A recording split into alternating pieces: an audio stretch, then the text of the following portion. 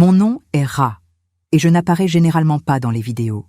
J'ai toujours été une femme réservée et pieuse, mais ces derniers mois, le Seigneur a commencé à me réveiller au petit matin, et ce qu'il m'a montré a complètement changé ma vision de notre époque. J'ai dû beaucoup prier avant d'enregistrer ceci, car je sais que ce n'est pas n'importe quoi. Ce n'est ni un rêve ordinaire, ni une vision symbolique. C'est quelque chose dont Dieu veut que je parle avec urgence, et même si j'ai tremblé, j'ai obéi. Dès le début, j'ai demandé au Saint-Esprit de guider mes paroles, car ce que je vais raconter ici, ce n'est pas pour effrayer qui que ce soit, mais pour préparer ceux qui sont encore distraits. Il m'a dit que ce qui allait arriver n'est pas physique d'abord, est spirituel. Et beaucoup de gens ne sont pas prêts à ce qui va arriver.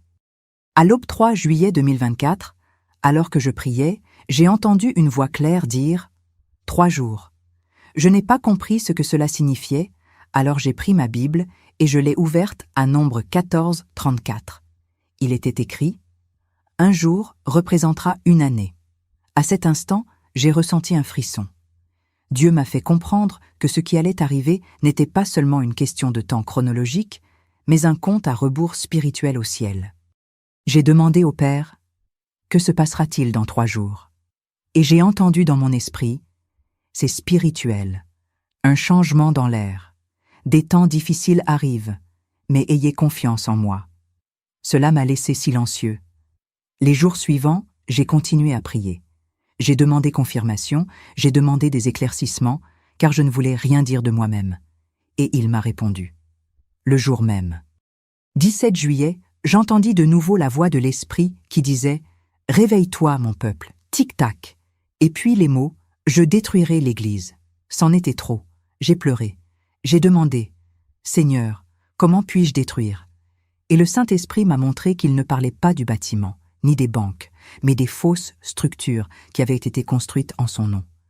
Des systèmes qui utilisent le nom de Dieu, mais nient la puissance de l'Esprit. Des églises qui ont perdu la peur, qui ont transformé le sacré en spectacle. J'ai passé des heures à pleurer sur 1 Pierre 4, 17. Car il est temps que le jugement commence par la maison de Dieu. J'ai senti un poids sur ma poitrine. Non pas de peur, mais d'urgence. C'était comme si le Seigneur me disait « J'aime mon épouse, mais je vais la purifier. » Et puis, une douce voix m'a murmuré « Sois fort, n'aie pas peur, je suis avec toi. » C'était comme si Dieu lui-même posait sa main sur mon épaule. Puis il disait « La récréation est terminée. » Je savais que c'était pour nous tous. À l'aube 27 juillet, quelque chose d'encore plus fort s'est produit. J'étais presque endormie quand j'ai entendu un bruit fort, répété 3 fois, tic, tac, tic. Au 3e bruit, j'ai frissonné.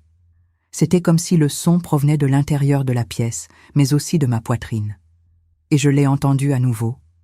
Je détruirai l'Église. J'ai senti un frisson me parcourir le corps. Je savais que ce n'était pas une métaphore, mais un avertissement, un appel à la purification. Dieu me montrait que la souillure spirituelle débordait et qu'il ne le permettrait plus. Après cela, j'ai commencé à percevoir le monde différemment. Le ciel semblait plus clair, mais les nuits plus sombres, comme si quelque chose d'invisible bougeait. L'Esprit m'a fait comprendre que la lumière et les ténèbres se séparaient plus rapidement. J'ai compris que toute la création gémit et que les enfants de Dieu doivent se réveiller. Le Seigneur a dit « Soyez attentifs à ce qui change. Rien n'arrive par hasard. La nature, les saisons, même la météo. Tout vous avertit que quelque chose est sur le point de se produire. » Le lendemain matin, je pouvais encore sentir ce son en moi. Le tic-tac de l'horloge. C'était comme si le temps s'écoulait et que chaque seconde comptait aux yeux de Dieu. J'ai demandé « Seigneur, que veux-tu que je fasse de tout cela ?» Et il m'a répondu « Parlez, avertissez, conseillez, car le temps des distractions est révolu. » Je suis restée silencieuse un moment, ne sachant comment aborder un sujet aussi grave. Je ne voulais pas paraître alarmiste, mais je ne pouvais plus faire comme si de rien n'était. Alors, j'ai commencé à écrire ce que le Saint-Esprit me disait. J'ai écrit et pleuré. Les mots me sont venus comme un feu. Le Seigneur m'a dit « Dites-leur que le temps presse, il est temps de se préparer. » Quelques jours plus tard, pendant la prière, j'ai remarqué que quelque chose avait changé dans l'air. C'était comme si l'atmosphère spirituelle avait changé. J'ai ressenti un poids sacré, une présence puissante, et le Saint-Esprit m'a dit « Mon peuple doit se réveiller ». Et à ce moment-là, une immense tristesse m'a envahi. Ce n'était pas une tristesse ordinaire, c'était quelque chose de profond. J'ai commencé à penser à tous ceux qui disent aimer Dieu, mais n'ont pas de temps pour lui. Combien vivent des apparences, chantant de leurs lèvres, mais lointains dans leur cœur. Le Seigneur m'a fait ressentir la douleur qu'il éprouve lorsqu'il voit ses enfants trop occupés pour prier. C'est alors que j'ai compris que la plus grande tromperie de notre temps est de croire que tout va bien alors que notre cœur est déjà loin du Père. J'ai commencé à prier tôt le matin chaque jour, demandant du discernement. Un soir, alors que je parlais en langue, j'ai clairement vu une immense horloge dans le ciel. Les aiguilles tournaient rapidement et, au centre, une lumière très vive. Puis j'ai entendu la voix du Seigneur dire « Le temps de la purification est venu ». C'était si réel que j'ai commencé à pleurer. Il m'a montré que son horloge ne mesure pas les minutes, mais la repentance. Et que le temps de la grâce est encore ouvert, mais à peine. Chaque battement est un appel. Retourne, confesse-toi, humilie-toi, recherche sa présence. Il ne veut pas condamner, il veut sauver. Mais il y a une frontière entre la repentance et l'indifférence, et beaucoup la contournent. Quelques jours plus tard, un événement qui allait me marquer à jamais se produisit. Je priais dans ma chambre lorsque j'entendis 3 coups à la fenêtre. Je courus voir et vis 2 oiseaux tomber. L'un d'eux respirait encore. Le Saint-Esprit me parla. Je vous avais prévenu. Quand je dis « ne tardez pas », c'est parce qu'il y a urgence. À ce moment-là, j'ai compris que le Seigneur peut même utiliser la nature pour nous appeler. Ce fut un signe, non seulement pour moi, mais pour tous ceux qui tardent encore à changer.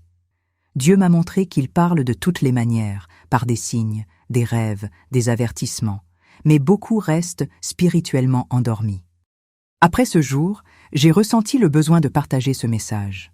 J'ai demandé au Saint-Esprit de me guider dans mes paroles, car je savais qu'il ne s'agissait pas de popularité ou de « j'aime ». Il s'agissait d'obéissance.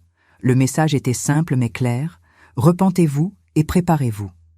Il m'a montré que le jugement commencerait par la propre maison de Dieu, comme il est dit dans 1 Pierre 4, 17.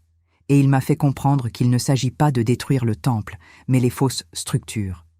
Il exposera ce qui est faux, ce qui est égoïste, ce qui est ostentatoire. Il purifiera l'épouse, non pour la punir, mais pour la restaurer.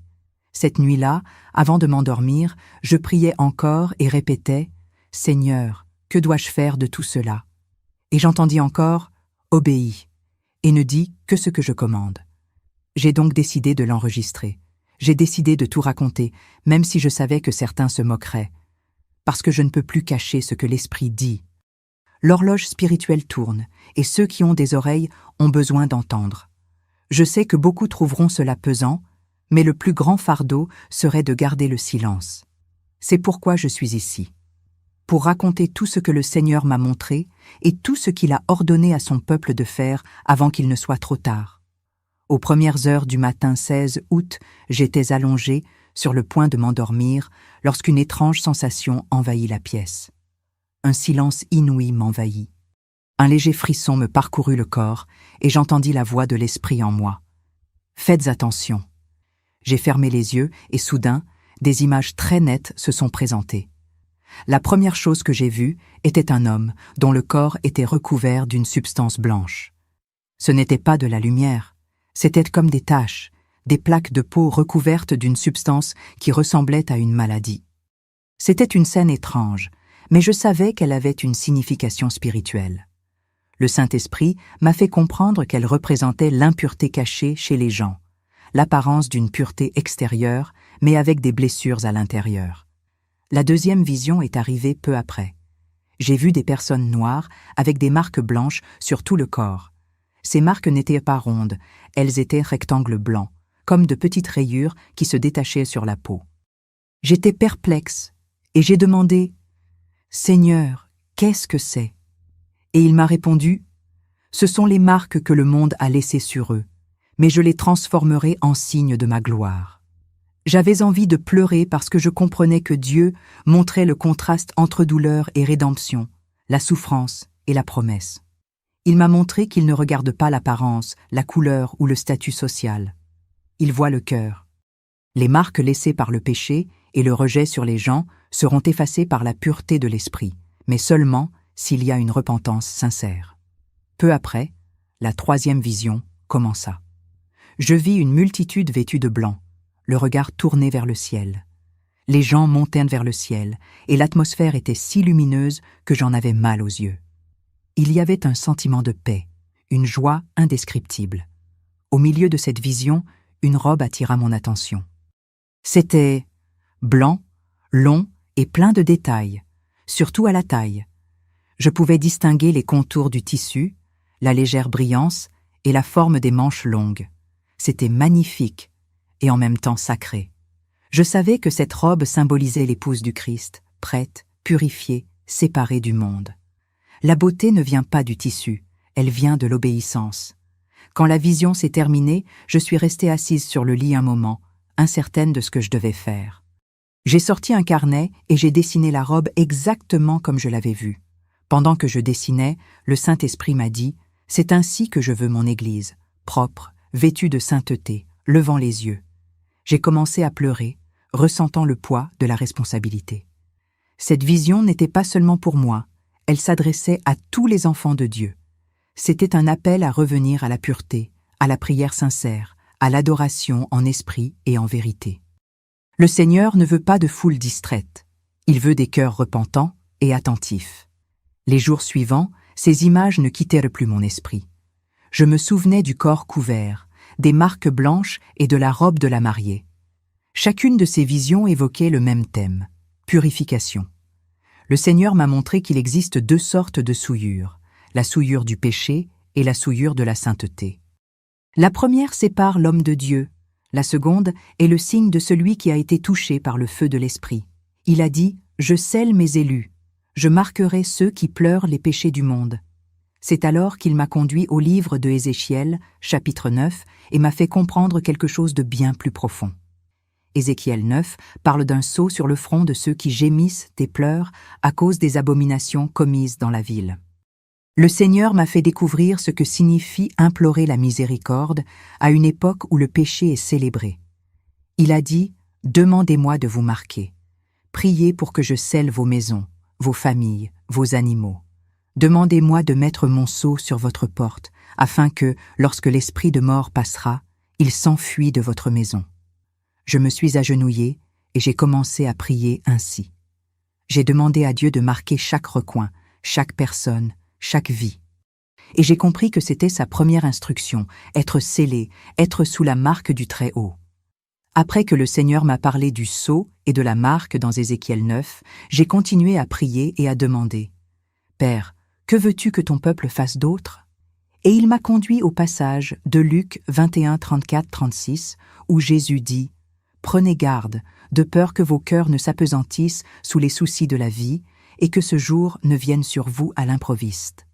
Veillez et priez en tout temps, afin que vous puissiez échapper à toutes ces choses et paraître debout devant le Fils de l'homme. » En lisant cela, j'ai eu l'impression que les mots jaillissaient de la page.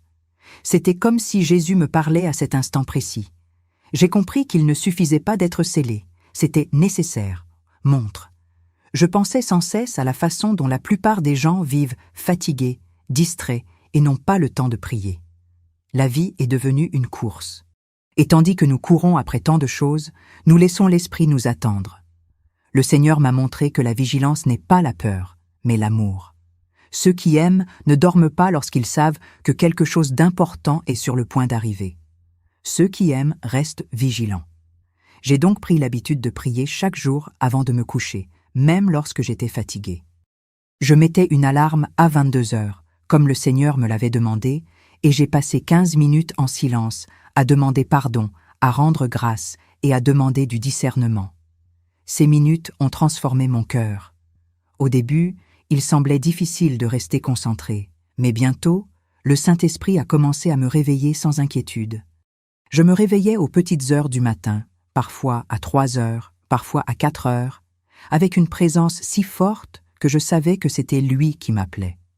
Et à ces moments-là, je priais non seulement pour moi, mais pour tous ceux qui ne comprennent pas encore l'urgence des temps. Je priais, « Seigneur, réveille ton Église. Fais que ton peuple voie ce que le monde ne voit pas. » La vigilance est devenue plus qu'une habitude, elle est devenue communion. Et plus je priais, plus le Seigneur me révélait de petites choses qui semblaient insignifiantes, mais qui avaient une signification spirituelle. Une nuit, le Saint-Esprit m'a dit quelque chose de simple, mais que je n'ai jamais oublié. La distraction est le nouvel ennemi de la foi. Cela m'a profondément touché. Combien de fois disons-nous que nous sommes forts, mais passons-nous des heures au téléphone, en ligne, dans des conversations futiles, oubliant que le ciel nous regarde. Dieu ne veut pas que nous vivions dans la peur, mais il veut que nous vivions. Attentifil m'a fait comprendre que veiller, c'est protéger la foi, protéger le cœur, prendre soin de ce qui entre par les yeux et les oreilles. C'est décider de ne pas laisser la précipitation étouffer l'intimité. Il veut des enfants qui non seulement parlent de lui, mais qui le voient écouter. Je me souviens avoir dit « Seigneur, parfois c'est dur. Le monde est bruyant. » Et il a répondu « C'est pourquoi je parle en silence. » C'est alors que j'ai appris que la prière ne se résume pas à parler, mais à écouter. Souvent, le Saint-Esprit se manifeste non pas par des cris, mais par un silence, à cet instant où le cœur s'apaise et où sa présence pénètre comme une douce brise. C'est par ce genre de prière que j'ai commencé à recevoir des instructions détaillées. Il me montrait des noms, des lieux, des situations. Parfois, c'était pour intercéder pour quelqu'un en particulier, d'autres fois pour l'avertir. Et je me contentais de les noter et d'obéir. Ces matins précoces ont changé ma vie. J'ai commencé à considérer la prière non plus comme une obligation, mais comme alliance, c'était un engagement entre Dieu et moi, comme un marié attendant sa fiancée. Puis il m'a dit « C'est ce que j'attends de mon Église, qu'elle veille et prie, afin de ne pas être prise au dépourvu. » Depuis lors, j'ai compris la deuxième instruction. Veiller, c'est rester éveillé en esprit, même lorsque le corps veut se reposer. Car celui qui veille avec le Seigneur dès le matin ne sera pas pris au dépourvu lorsque son horloge sonnera pour la dernière fois. Après des jours de prière sur ce que Dieu m'avait déjà montré, le Saint-Esprit m'a parlé à nouveau. Et cette fois, c'était quelque chose auquel je ne m'attendais pas. Je lisais le livre de Josué, chapitre 6, quand j'ai clairement senti la voix du Seigneur me dire « Dites-leur de faire la même chose. » Au début, je n'ai pas compris ce qu'il voulait dire par là. Puis, j'ai poursuivi ma lecture. Faites le tour de la ville une fois par jour pendant 6 jours, et le 7e jour, faites-en 7 fois le tour en criant fort. Je restais là, les yeux fixés sur ces mots, et l'Esprit m'expliqua « Il ne s'agit pas de murs de pierre. Il s'agit des murs spirituels qui entourent mon peuple. » Et il ajouta « Beaucoup sont coincés dans des routines vides, et le son de l'obéissance est ce qui brisera ces murs. » À ce moment-là, j'ai commencé à écrire tout ce qu'il disait, parce que je savais que ce n'était pas quelque chose de symbolique, c'était une instruction pratique. Le Seigneur m'a demandé d'encourager son peuple à faire comme Josué et son armée, mais de manière spirituelle. Il a dit « Pendant 6 jours, faites le tour du pâté de maison, de votre maison, ou même à l'intérieur de vos maisons, en silence. Ne dites pas un mot, restez en prière, mais en silence. Et le 7e jour, faites 7 tours, et au 7e tour, criez, mais criez en langue spirituelle. J'ai été impressionné, car il m'a expliqué chaque détail. Il a dit que le cri n'était pas un son de désespoir, c'était déclaration de victoire. Le Seigneur m'a averti. L'ennemi tentera de vous distraire. Il enverra quelqu'un pour vous appeler, ce qui entraînera une interruption, mais restez concentrés. Il veut que nous apprenions à obéir sans poser de questions, comme l'a fait Josué. Au début, je pensais que ce serait difficile d'y parvenir seul, mais le Saint-Esprit m'a rappelé. L'important n'est pas de savoir qui t'accompagne, mais qui te soutient. J'ai donc commencé à m'entraîner. Les 6 premiers jours, j'ai marché en silence, ressentant simplement la présence de Dieu. Parfois, des larmes coulaient sans que je m'en rende compte. C'était comme si chaque pas était une prière silencieuse. Le silence n'était pas vide, il était empli de sa présence. Le 7e jour, après avoir terminé le 7e tour, j'ai commencé à prier en langue, guidé par l'Esprit. C'était si puissant, presque indescriptible. C'était comme si l'atmosphère avait changé, comme si l'air était devenu plus léger. J'ai ressenti une paix si profonde que je ne pouvais que dire Gloire à toi, Seigneur. C'est alors que j'ai compris. L'obéissance ouvre des portes que la prière seule ne peut pas ouvrir. Le Seigneur veut des enfants qui obéissent à ses ordres, même s'ils ne comprennent pas pleinement pourquoi. Et il m'a dit, « Il ne s'agit pas de le faire une fois, mais de le refaire. Faites-le autant de fois que je touche vos cœurs. » L'Esprit m'a montré que l'acte de Jéricho est une arme spirituelle pour notre époque. Il a dit, « L'ennemi tente d'encercler mon peuple par la peur, le doute et la distraction. Mais chaque geste est un coup porté aux forteresses invisibles. Chaque silence est un bouclier, et chaque cri en langue est une épée. » J'ai pleuré, car je n'avais jamais compris Josué 6 de cette façon. Ce n'était pas un simple rituel, c'était une stratégie divine pour la fin des temps. Dieu nous enseignait à combattre avec des armes spirituelles. Il m'a montré que les murs du péché, de l'incrédulité, et même ceux qui se sont dressés au sein même de l'Église, ils tomberont par l'obéissance, non par le bruit. Depuis, je le fais fréquemment. Parfois seul, d'autres fois avec des amis qui ont compris le message. Et chaque fois que j'obéis, quelque chose se produit en moi. Je sens mon cœur plus léger, mon esprit plus clair et ma foi plus ferme. Il ne s'agit pas de formule, il s'agit d'intimité. Dieu suscite un peuple qui triomphe en silence et célèbre en langue. Il m'a dit, voici la 3e instruction. Marchez, obéissez et déclarez victoire. Et maintenant, je comprends que chaque virage, chaque pas, est une déclaration d'amour et de fidélité au Père. Car celui qui obéit quand personne ne regarde sera exalté quand les cieux s'ouvriront. Alors que je commençais à partager tout cela, j'ai réalisé que quelque chose dans le monde spirituel se dressait contre moi.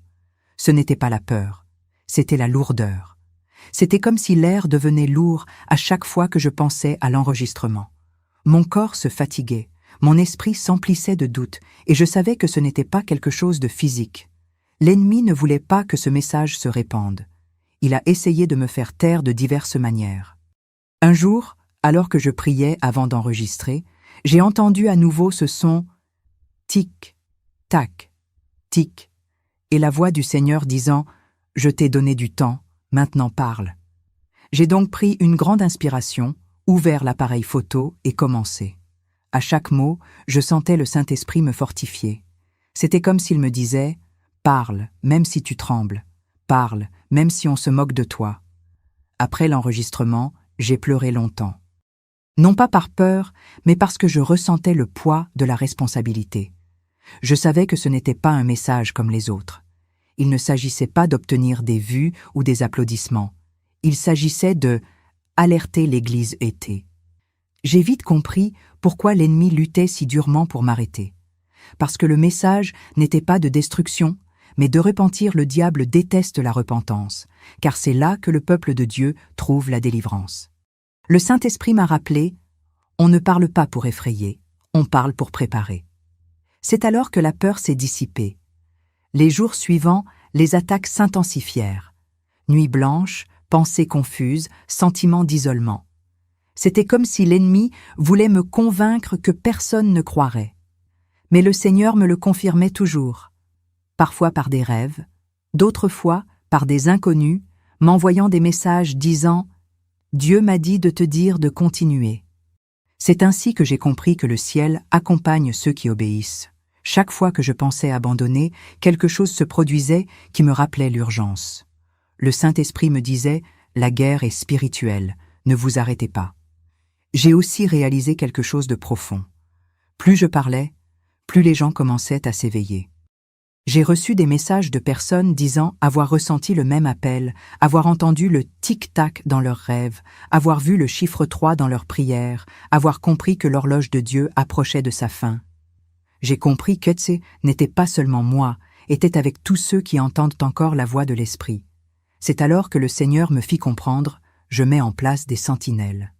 Des gens qui n'ont pas de micro, mais qui ont une onction, qui n'ont pas de chair, mais qui ont les genoux à terre. Au milieu de tout cela, une tristesse m'a envahi. Non pas par découragement, mais parce que j'ai constaté l'aveuglement spirituel de beaucoup. Ils parlent de Dieu, mais ne le cherchent pas. Ils citent des versets, mais vivent loin de sa présence. J'ai senti le cœur de Dieu se serrer en moi. Il m'a montré que l'Église moderne a appris à se protéger du péché visible, mais s'est habituée à l'invisible, l'orgueil, la vanité, la froideur. Le Saint-Esprit m'a ému aux larmes lorsqu'il a dit « Ils peuvent chanter, mais ils ne peuvent pas pleurer ». Et j'ai compris que c'est pour cela qu'il permet à l'horloge de sonner, pour briser le silence de la foi impénitente. Ce jour-là, après avoir prié, j'ai demandé confirmation à Dieu. Je voulais savoir si je devais continuer à parler, même si c'était difficile. Puis, soudain, j'ai entendu un bruit à la fenêtre. 2 oiseaux s'étaient écrasés et étaient tombés. Je me suis souvenu de la parole qu'il m'avait donnée. Ne tardez pas. C'était comme s'il répétait « Je te l'avais bien dit ». Ce son m'a fait me lever, essuyer mes larmes et poursuivre. J'ai compris que Dieu utilise même la création pour rappeler à l'homme d'obéir. Depuis, chaque mot que j'enregistre est un acte de combat spirituel. Et même si je suis fatigué, je répète « Monsieur, pendant que l'horloge tourne encore, je vais parler ». Beaucoup de gens m'ont demandé pourquoi Dieu révélait quelque chose d'aussi puissant, pourquoi il permettait des messages qui parlent de jugement, de purification et de destruction. Je lui ai posé la même question, et la réponse m'est venue si clairement que je ne l'ai jamais oubliée. Le Seigneur m'a dit « Parce que j'aime toujours, et celui qui aime te le fait savoir ». Ces mots m'ont fait pleurer. Dieu ne révèle pas ce qui vient pour susciter la peur, mais pour donner point tensile, tient toujours la main de la justice, espérant que davantage de cœurs se repentent. Il ne veut pas détruire l'Église, il veut la purifier. Le problème est que beaucoup ont confondu amour et silence. Ils pensent que Dieu ne parle que quand il le veut, mais le véritable amour corrige aussi, car il préfère blesser l'orgueil maintenant plutôt que de perdre une âme à jamais. Tandis que je priais, le Saint-Esprit m'a fait comprendre qu'il existe 2 formes de jugement, celui qui détruit et celui qui restaure. Le premier s'adresse à ceux qui résistent, le second à ceux qui capitulent. Lorsqu'il dit « Je détruirai l'Église », il parle du système et non de l'épouse. Tout ce qui a été construit sans présence, sans repentance, sans vérité, s'effondrera. La scène tombera, mais l'autel subsistera. J'ai vu cela en esprit, comme si des murs invisibles s'effondraient et que seul l'authentique subsistait. L'Esprit m'a dit « La gloire ne partagera pas l'espace avec la vanité ». Et j'ai compris que cette purification est une miséricorde, pas une punition. Dans les jours qui ont suivi, j'ai commencé à percevoir le mot « temps » différemment. L'horloge spirituelle n'est pas faite d'heures, elle est faite de appels ignorés. Chaque tic-tac représente une occasion de revenir à Dieu, et chaque tac, un rappel que le temps n'est pas infini. Le Seigneur m'a dit « Je suis patient, mais je ne suis pas indifférent ». Il voit les cœurs qui le cherchent encore sincèrement, mais il voit aussi ceux qui ont fait de la grâce une excuse. Et par amour, il laisse le son de l'horloge s'amplifier, afin que même les sourds spirituels puissent se réveiller avant qu'il ne soit trop tard. Un matin, alors que je priais à ce sujet, l'Esprit m'a montré quelque chose de très clair. J'ai vu un vaste champ de blé. Les épis étaient presque mûrs, mais parmi eux poussaient de belles et hautes herbes. Le Seigneur m'a dit « Le temps de la moisson est proche et la séparation a déjà commencé. » J'ai compris que l'important n'est pas de savoir qui fréquente l'Église, mais qui est l'Église. La différence entre le bon grain et l'ivraie ne réside pas dans leurs paroles, mais dans les fruits qu'ils portent. Certains paraissent fidèles, mais leur cœur est distant. D'autres, silencieux et discrets, se préparent à de grandes choses. Ils distinguent les sincères des distraits. Et quand le Seigneur m'a montré cela, j'ai ressenti la paix. Paix parce que j'ai compris que le jugement qui commence dans la maison de Dieu est sa voie, sauver ses enfants, avant que le monde ne s'effondre. C'est comme un père qui crie avant que son fils ne tombe du bord. C'est une correction, pas une punition. Il m'a dit, si je ne le corrige pas, je le laisserai tomber. Et l'amour de Dieu ne permet pas que nous perdions. Ainsi, lorsque je parle de jugement, je ne parle pas d'une destruction aveugle, mais d'un acte de miséricorde. Il nous appelle à nous rapprocher. Le son de l'horloge est celui de la patience de Dieu qui achève son dernier tour avant le début de l'éternité. Depuis, ma prière a changé. Avant, je demandais à Dieu d'avoir pitié du monde. Maintenant, je lui demande de commencer par moi, car j'ai compris que si le jugement commence dans la maison de Dieu, il commence aussi dans mon cœur. Je prie chaque jour, « Seigneur, purifie-moi avant que le temps ne s'arrête. » Et il répond toujours de la même manière, « Humiliez-vous, et je vous soutiendrai. » Voilà ce qu'il attend de nous tous, humilité, repentance et vigilance. Car le temps des distractions est révolu. Et tant qu'il en est encore temps, chaque mot, chaque larme, chaque prière a de la valeur à ses yeux. Les jours suivants, le Seigneur a commencé à me montrer quelque chose d'encore plus douloureux. J'ai vu, en prière, plusieurs églises pleines de monde, mais vides de présence. Il y avait de la musique, des sons, mais aucune rupture. Le Saint-Esprit m'a fait ressentir ce qu'il ressent lorsqu'il entre dans ces lieux et ne trouve pas d'espace. Il m'a dit « Ils chantent sur moi, mais ils ne me parlent pas. » Ces paroles m'ont brisé le cœur. La froideur spirituelle ne se manifeste pas lorsque quelqu'un quitte l'Église, mais lorsque l'Église s'éloigne de Dieu. J'ai vu des responsables prêcher avec autorité, mais sans onction. J'ai vu des cœurs qui connaissent le verset, mais qui ne connaissent pas l'amour. Et Dieu m'a fait comprendre que c'est la maladie la plus silencieuse qui soit, apparence de foi. J'ai commencé à le remarquer partout. On parle facilement de Dieu, mais peu vivent ce qu'on dit. C'est comme si le nom de Jésus était devenu une habitude.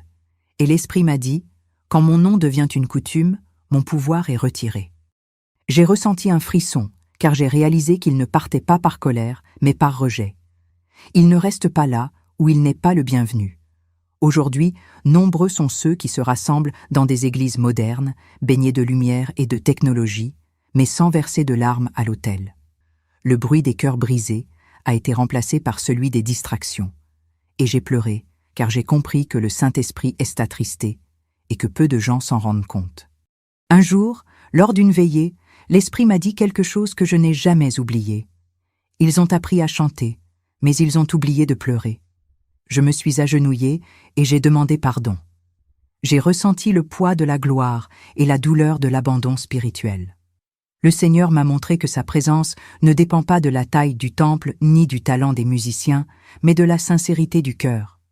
Il a dit « Je cherche toujours ceux qui m'adorent en esprit et en vérité, mais il en reste peu. » C'est là que j'ai compris que beaucoup sont encore dans l'Église, mais qu'ils ne sont plus en communion. Ils sont trop occupés à sauver les apparences, à essayer de prouver quelque chose que le ciel ne leur a jamais demandé. À partir de ce jour, j'ai commencé à prier différemment. Je ne priais plus pour le réveil dans la foule, mais pour le réveil dans mon cœur, car le Saint-Esprit me l'a montré.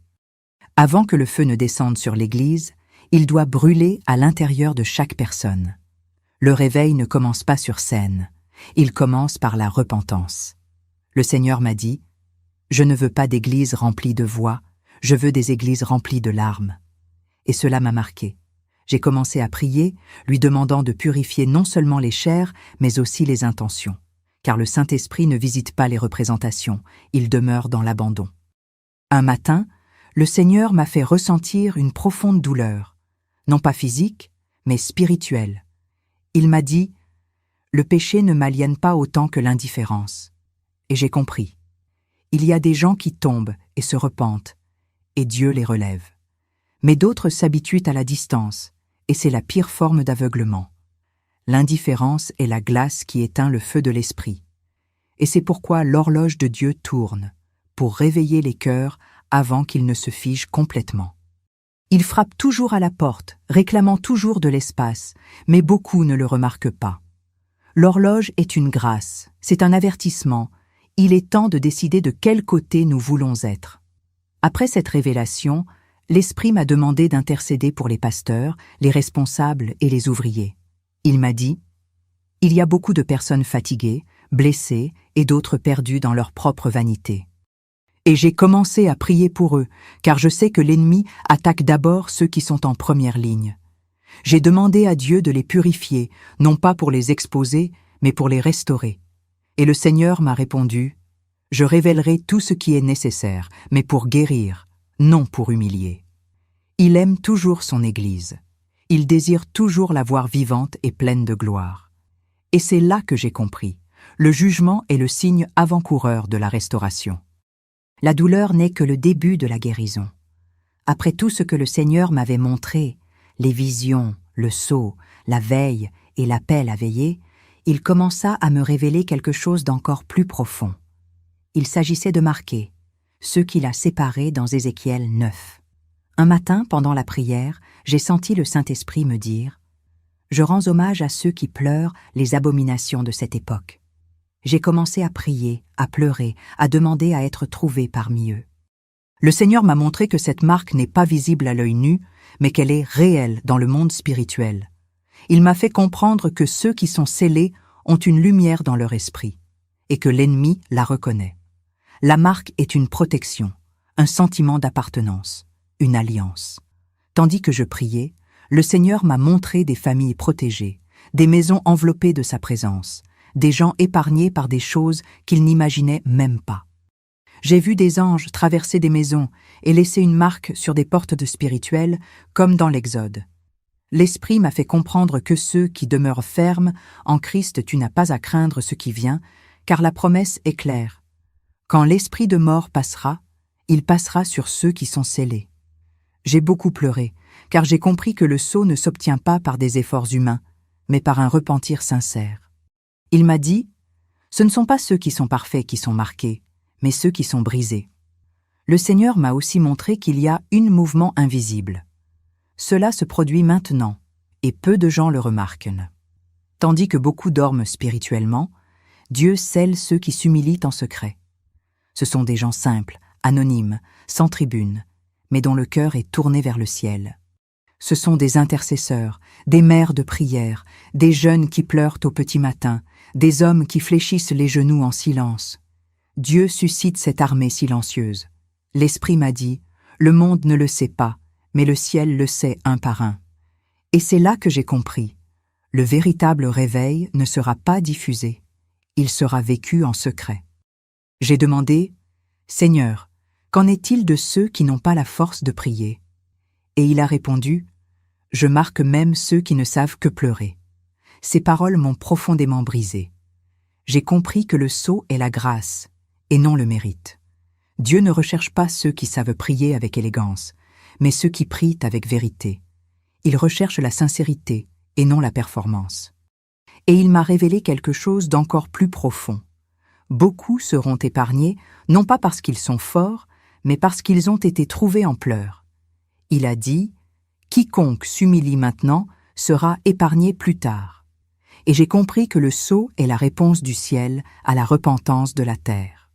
Après cette révélation, j'ai commencé à prier différemment. Je ne prie plus seulement pour des bénédictions, mais pour Marc, je prie pour que le Seigneur marque mon foyer, ma famille, mon cœur.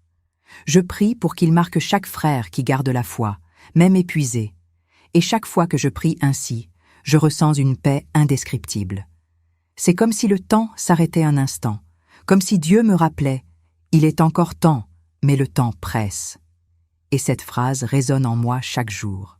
Non pas pour m'effrayer, mais pour garder mon âme éveillée. Aujourd'hui, quand je regarde tout ce que le Seigneur m'a montré, je comprends le but. Ce n'était pas pour me donner un sentiment de grandeur, ni pour me faire peur. C'était pour appeler les gens à la présence. Dieu marque, purifie et réveille son épouse. Et tant que le temps presse, il y a de l'espoir. Le message est simple mais urgent, repentez-vous, veillez et obéissez. Le temps des distractions est révolu. Et si je suis ici, c'est parce qu'il m'a demandé de vous avertir. Il est encore temps d'être scellé, mais le temps presse. Que celui qui a des oreilles entende ce que l'Esprit dit à l'Église.